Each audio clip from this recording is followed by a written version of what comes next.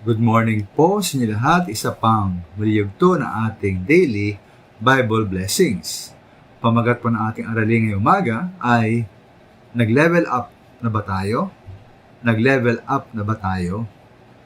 Putusin mga minamahal, batay sa maraming taon kong karanasan bilang isang pastor at manggagawa ng Panginoon, medyo madali lang manginganyo ng mga tao para sandaling makibahagi sa gawain ng Panginoon.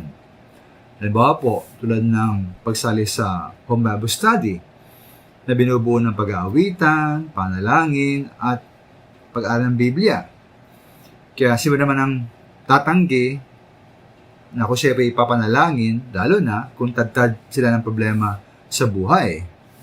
Kaya ito po ay magibig kagaanan sa kanilang kalooban at kapayapaan sa kanilang buhay. Kasi sila po ay matuwa namang makibagi sa Bible study.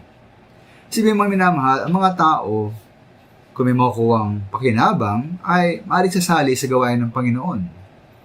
May ito po kaugnay, sabi ng Panginoong Yesus sa John 6:26, sabi niya po, sumagot si Jesus, pakatandaan ninyo, hinahanap ninyo ako, di dahil sa mga himalang nakita ninyo, kundi dahil nakakain kayo ng tinapay at nabusog.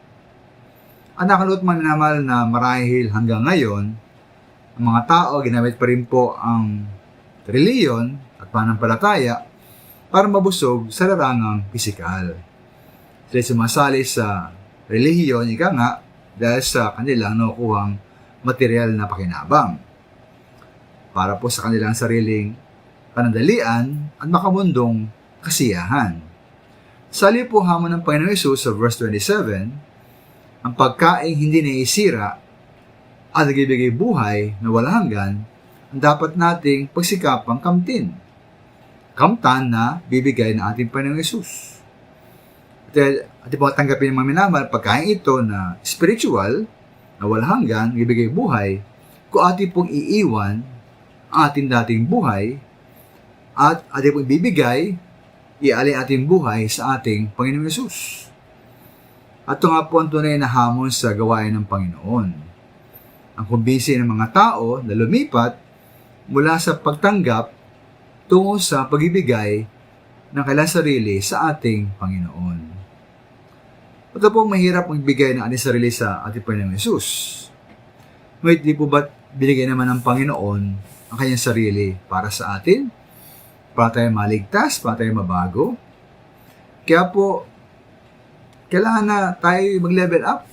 Huwag lamang tayo tanggap na lang, tayo sumasali para sa anong tanggapin, kundi ating pong sumali sa gawain ng Panginoon dahil sa ating ibibigay sa Panginoon, lalo na ang ating buong sarili. Maraming salamat po.